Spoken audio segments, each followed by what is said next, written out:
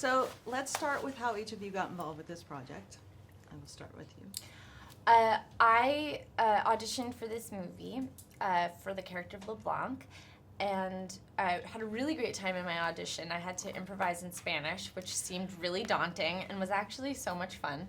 And then, you know, when the offer came and I leapt at the chance, I thought Peter Strahan's script was so smart, and I loved the creative team. David Gordon Green, someone I've always wanted to work with. George and Grant, I've admired their movies for years. I think they're some of the few producers that are producing at this level really smart, interesting material. And then the cast that he put together, of course, led by Sandra Bullock, but also with Scoot and Anthony Mackie and Dowd. These are all actors that I've always wanted to work with, or some of them I had worked with before and just leapt at the chance to do so again. Nice. Scoot? I emailed David probably 2 years before this project, just a blanket email saying, hey, I'm living down the road from you. I'm a huge fan of all your work. George Washington is one of my favorite films. I really want to work with you if there's anything you would ever have me on. This project came along, and even then I still had to fight and beg to be a part of it. I worked in commercials for 10 years. I felt like I had a really good idea of advertising and marketing, and I'd met a lot of these creative execs, so I really wanted to get in there. And also Peter's script that he had written with, you know, and he worked with George and Grant so thoroughly that I really wanted to be a part of it. And I hadn't done a comedy in a while, and so I was kind of jumping at the opportunity to work with George and Grant again, to work with David. I've been dying to work with Sandy. The cast that they put together, I mean, there's so many elements of this film. I mean, I say you'd have to be a fool to say no to this, but with that being said, I fought tooth and nail to get it. Nice. Now let's talk about David a little bit. What is it that makes him such a unique director? David's so much fun. His attitude on set, the way he is, but he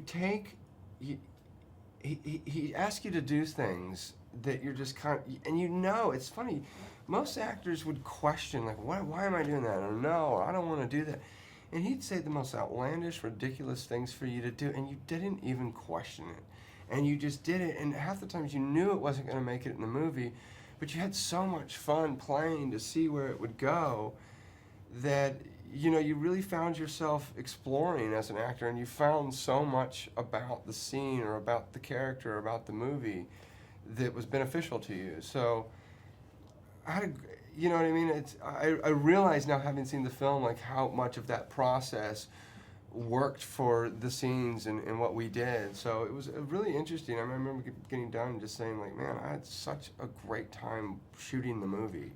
I would really love to work with you again. I love the way that you work. And what was your experience with David?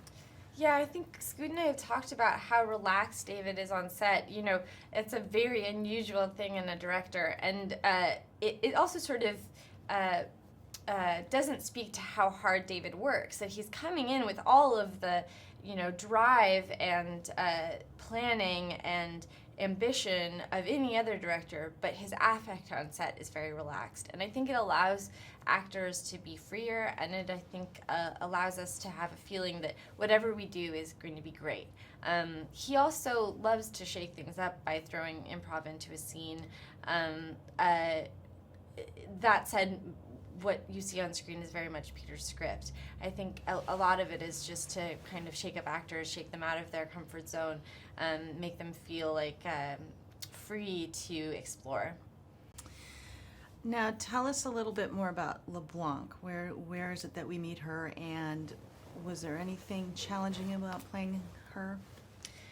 Well, LeBlanc is kind of an enigma in this movie. You don't get to see a lot about her personal life, and that's because she keeps her cards very close to her chest.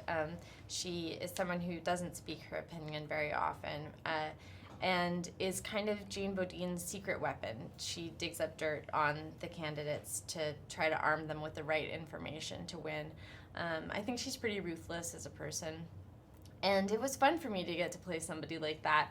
I've played a lot of sort of like sweet characters, and to play someone who's coming at this with no remorse was really a nice change of pace. And Scoot, tell us about your character. Buckley this is his first campaign that he's ever worked on. He comes from the advertising marketing world, and he sort of comes into this thinking that it's same product, same game, different product. And when he gets down there, he pretends to be the smartest one in the room, and as he slowly unravels and constantly is trying to keep up with Sandra's character Jane, you kind of realize he doesn't know anything about campaign, but he will not show those cards.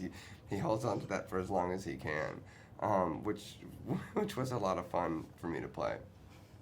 Now, how would you describe the tone of this film? Because at first glance, it looks like it's about politics, but it's a lot more than that. So can you talk about that? Yeah, when we were making this movie, really thought about politics as being the backdrop for a workplace satire, in a way. These are all people who are in it to win it. They don't have a personal stake in the politics of this country. You really see them trying to sell an idea. And I think that's applicable across so many industries. Branding is something that's almost a buzzword in this country now. It's just that these people are playing with the future of a country, not the future of Coca-Cola or something. What Jane Bodine, Sandra Bullock's character, realizes over the course of this is that all of this selling has real cost and real impact on people's lives. Did it make you look at politics any differently than you had before? If anything, I think absolutely, sure, absolutely. If anything, it's shed light on. I don't think we're naive to how politics and campaigns work in the United States. However, this kind of pulls back the curtain and sheds light on the actual ins and outs and the mechanics of how it works, and that was an eye opener for me. As well as what I learned was. I didn't realize that American strategist companies go into other countries to help them work with their campaigns. That was a big shocker for me. Yeah. So, Leslie, what do you hope that audiences will take away from this film? Well, I hope above all that they're entertained.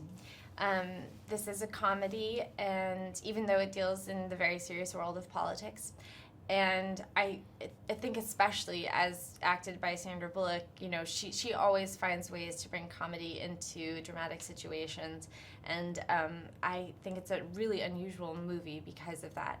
I also hope that people walk away thinking about the way that our candidates are sold to us. We're in the middle of an election here, or election process here in this country. And I think we could all stand to look a little more closely at what we are being sold. Great. Perfect.